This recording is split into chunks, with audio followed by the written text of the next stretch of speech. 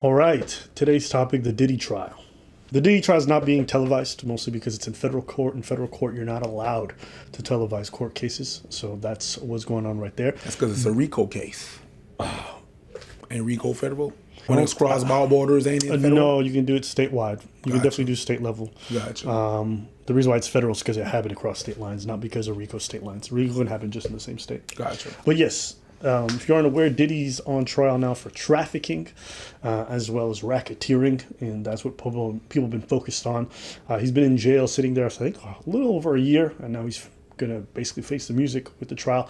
There's been some explosive testimony from the part of Cassie, as well as some of the other people on behalf of the prosecution. He described it as a fantasy he had where he would want to see me having sexual interactions with another male so he could watch, Cassie testified, noting she was 22 years old at the time. I was high, so I didn't feel much. Cassie went on to recall how there was a pool filled with baby oil during a particular freak-off at the Montage Beverly Hills. We used 10 bottles of baby oil, regular size. There's been some interesting cross-examinations from the defense team, which actually features Brian Steele, who was Young Thug's lawyer and helped him get him off his RICO case. But different state, different prosecutor, different game. Don't look good either. I will say, as someone who's been following this for some time and then looking at all the transcripts coming out of court, basically the evidence presented, in my opinion, I think this is air shut. I think there's literally no chance to me that he gets off on these charges. And he's facing 30 years to life in prison. Now, before we get into what's been said in the court case, I think it's important to understand what the charges are and how they may meet the criteria. Go ahead. No, it's just every word that you say sometimes is like every move you make. Just kidding. You know what I kept thinking to myself? No, it's because you said meat, and because it's Diddy, it's like I can't think other things but crazy shit. Every move you make, yeah. I will say, I thought it was so funny that people were like, I don't think he did it. I don't think he forced himself on her or whatever. I'm like, you don't think the guy who said, I thought I told you that we won't stop. I thought I told you that we won't stop. Laughed at you say you don't care about no consent? I mean, come on. Come on. All right. Here's what I think is really important just to start. Sex trafficking is the recruitment, harboring, transportation, provision, obtaining, patronizing, or soliciting of a person for the purpose of commercial sex acts, in which the commercial act is induced by force, fraud, or coercion. So coercion, which I think is what they're really anchoring their case on, is threats of serious harm or physical restraints against any person, any scheme, plan, or pattern intended to cause a person to believe that failure to perform an act would result in serious harm or physical restraint against any person, or the abuse or threaten the abuse of the legal process. So basically what these three aspects of coercion are saying is, did you threaten the person to hit that person? Take that, take that, take that. Diddy 100% did that. In fact, the defense not even claiming that Diddy has not beat Cassie. We all saw the video. They're basically saying, yeah, he beat her. This is domestic violence, but it's not trafficking. So it is important to note that a lot of people are coming to defense of Diddy saying basically, well, this is just domestic violence. It's not what. Yeah, they're saying that she wanted it too. The problem is violence is actually one of the key criteria for trafficking. Basically, by you beating the person into submission, they're saying that that's one of the key elements to prove a trafficking case. Now, there's other ones you can substitute for it, but that's one. But they're trying to flip it. They're trying to flip it saying he didn't traffic her. Yeah. He was just violent. But, I mean, he was definitely engaging in trafficking. You know what? The funny elements of this case is the indisputable facts almost make it clear that there's no way he's going to be found not guilty. He admits to the fact that he was engaged in these freak-offs. The escorts involved admit to traveling across state lines to be paid to do that. That is trafficking. To rub cum on his nipples. Ventura said at the end of a session, Combs would sometimes instruct the escort to ejaculate on Ventura's body and then tell Ventura to put the semen on his chest and his nipples. Hey, listen, what they did was wild. This dude was just sitting in the corner just, yeah, I want to party with you. just. And which it sounds like a song. That sounds like a Diddy song. I want to party with you and take you out shopping. Oh my God. I appreciate bringing the lightheartedness because I need that. Take that. I'm sorry. Okay. I need that. That also sounds like a song now. I know it's a serious matter. But yes. And I'm not clouded the thing. But Diddy's a funny person. He's just a funny person last night. It's just. Also, what he was doing is funny. him running down that fucking hallway in another wood bath. Hold it, yeah. You know what he noticed? He had his shoes on. That means that he wrapped the towel around and went, New York, we stomping a bitch out.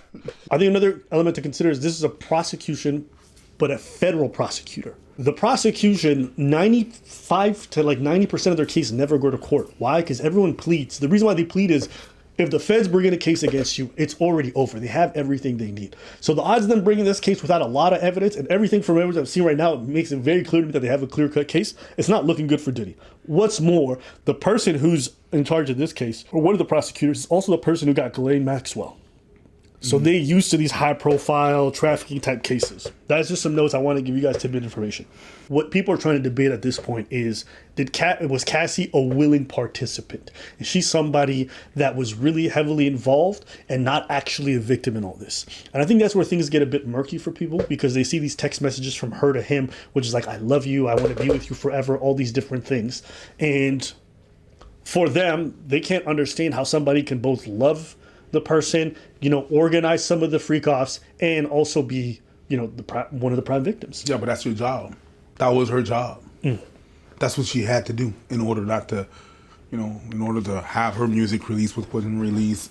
Like, that's the thing that you have to do. It's not, it's very complex. When you're a victim of something, you can be the victim. And in being the victim, you participate in some things because that's part of your task as a victim. Is that Stockholm Syndrome? No, because I don't really think falling in love with your abuser is Stockholm Syndrome. But if he has that much power, and he had power, he had a lot of power. Diddy had a lot of freaking power. Can you explain how? Freaking power. Freaky power. Anyways, what do you mean? How did he have power? Like, give people context of who Diddy was, what time. Diddy was a tycoon. He was a tycoon. We talking about Sean John clothing. We talking about a record deal. We are talking about that whole MTV. We're talking about like he could make or break your career. Basically, they made a TV show out of him. Yeah. Just of that, making the band. That was him. Funny enough, 2 of the members of Danity Kane are actually testifying against Diddy. They're in this court case. Yeah. I guess we're witnessing I Need a Girl Part 3. Yeah. You also have to remember, Cassie, I remember when her first song came out, she was super young, and she came in the industry at a time where SoundCloud and all these different things didn't exist like that. No. So you either come in through a record label, or that's it, and they signed her to like 10 albums. So basically, she was locked in with Diddy, period, from a career standpoint. She's also like 19 or 20 when they met. The dude was, probably already in his 40s? 30s, but yes, it doesn't matter. Late 30s? Okay, so he's the most powerful person in hip-hop, which is a fact. There was nobody richer than him. As a matter of fact, Diddy was Jay-Z before Jay-Z was Jay-Z. You're talking about a billionaire, the biggest person in hip-hop, incredible history of violence. Incredible history of violence. And this dude is managing your career. You're talking about definitely already setting the table for something that's really off. And those are, you may not take that seriously, but for a jury, those are factors they're going to consider. They're going to consider those factors because they're going to say, well, why did she leave? And then they're going to play all this stuff like, okay, I understand. Right? So those are all things to consider in the dynamic that's at play here. So when you're reading these text messages and she's talking about, I want to make love to you and I really love this person, it's very possible to love the person that beats you every day. That Stockholm Syndrome is what we mentioned earlier. Think about the relationship between a lot of streetwalkers and their pimp. Like when a pimp has a girl, the women go on his behalf and solicit customers. That's a bottom bitch. Right? They'll go solicit other girls. That's the bottom bitch. Yeah, but sometimes it's the number one.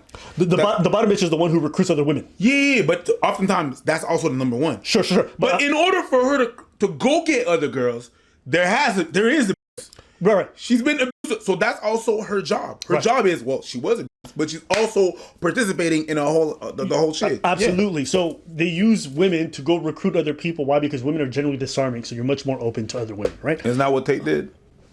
And then you have to think, these ladies, they're committing crimes on the pimp's behalf, right? When they go to the street and they do this stuff, but they're also getting beaten. They're having their money taken away from them, right? If you think that what Diddy's doing is okay, that means you think what pimps are doing is okay, right? Because Diddy is essentially going around getting escorts, bringing them around, or she's getting the escorts and they're doing commercial sex acts. It's the same kind of concept. That's why he's getting charged in the same way a pimp would get charged. Now, because he did that. He did that. Did that. Yeah, we go. I'm sorry. I will say, watching so many people go out of their way to try to defend Diddy to the utmost degree. If you're just doing it from an analytical standpoint and a legal standpoint, that's fine. So I think like arguing what defense there is, some of the, evidence being, that's fine. But you have to remember, nothing is being contested about the fact that this man beats women repeatedly. And I'm not talking about a slap in the face. The dude's like launching on her and dragging her across the room. It is foul what he did. And he also did that to his baby mom. Kim Porter. The one that's not there no more? The one that passed away. How? What do you tell us? I don't know. But I think it's a medical thing. I don't even think there's a idea that he might have. You think that's? I mean, I would. The guy was in so many things. Yeah. His hands in so many. Pause, but unpause. I don't know, bro. Yeah. I don't know. He would to be able to blow up a car and having no repercussion, nothing happened. You blow up. That's the thing with comedy. And that's why I like, comedy. Sometimes you can't say nothing about certain person. You can't go out and be like, this person do this, but jokes. You can only joke about it. Okay? You can only laugh about it. You can only make jokes about it. Yeah. And there was a lot. I remember Cassie just came out 2 or 3 years after the first song, the first single. There's some people that we're having this conversation. It's like, yo, where is she? Where is she? And I remember there was a dude, and it's a dude from Montreal, like had nothing to do with people in New York and everything. So, oh, Cassie, she Diddy's slave. Back then. Yeah. The timing is impeccable. That thunder? Back then.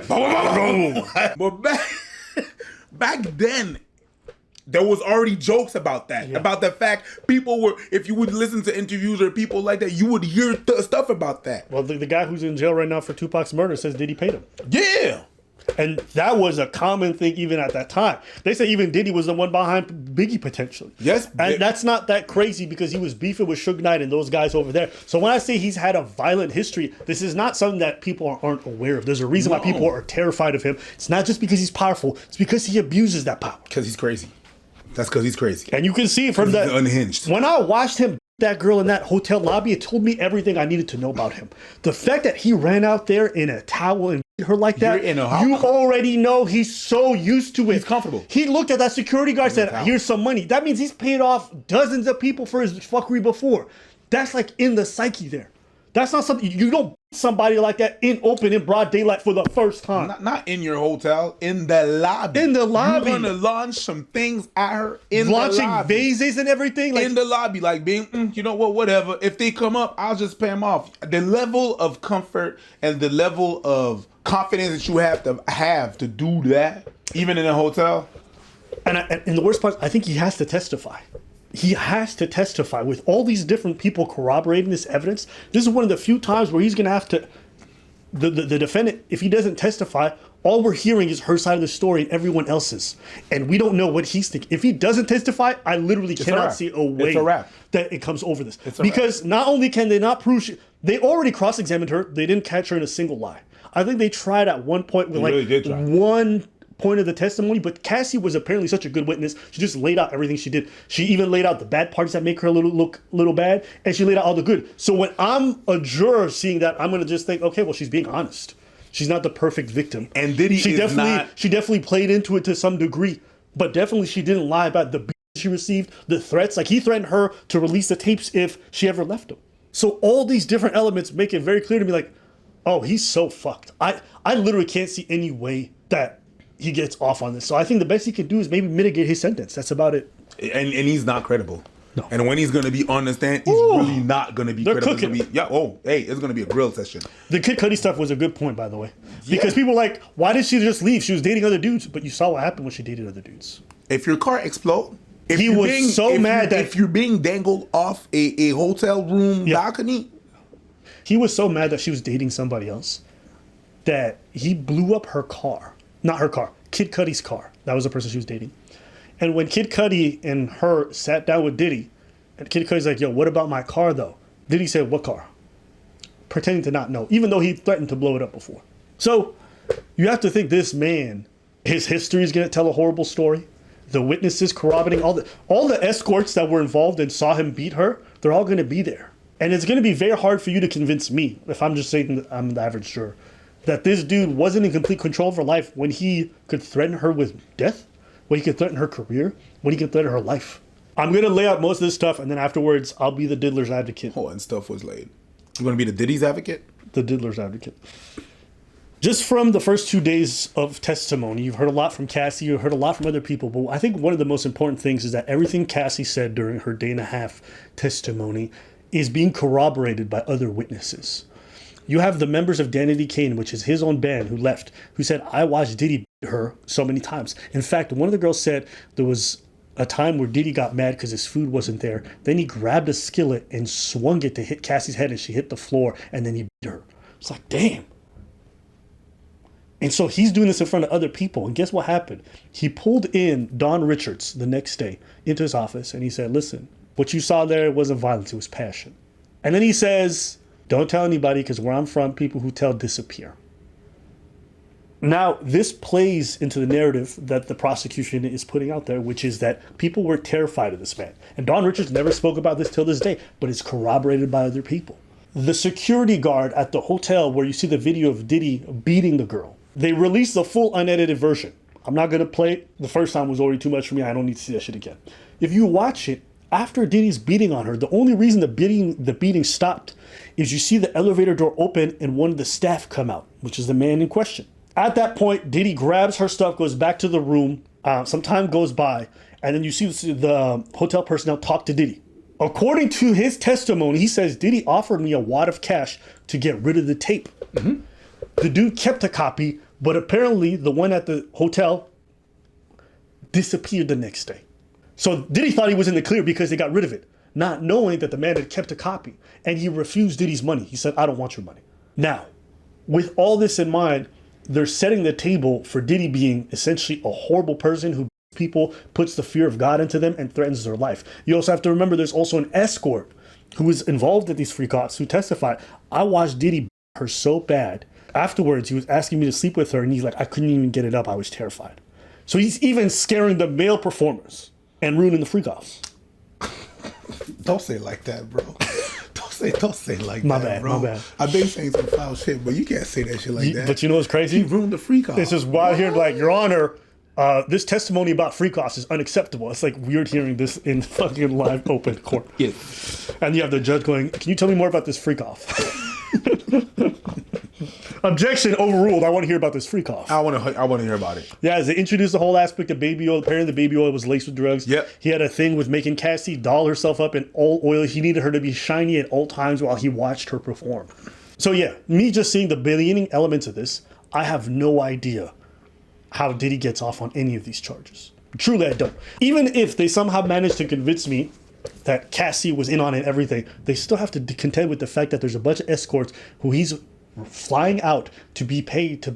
You can't do that. It's illegal. That's trafficking. I wonder how they're going to contend with the witness testimonies of other people around saying they witnessed the beatings. And these are all unrelated people. These are not people that all have something to gain.